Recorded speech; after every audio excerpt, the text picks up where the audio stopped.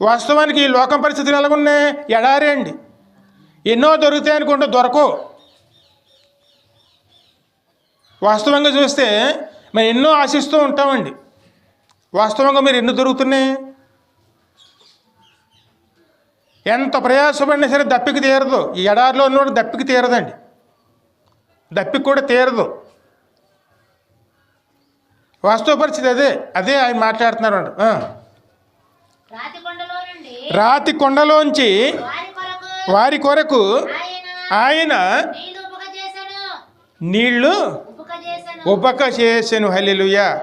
ఎడారి కఠినమైనటువంటి స్థలాల్లోనూ బండను బద్దలు కొట్టి బండని కొట్టి దగ్గర 30 లక్షల ప్రజలకి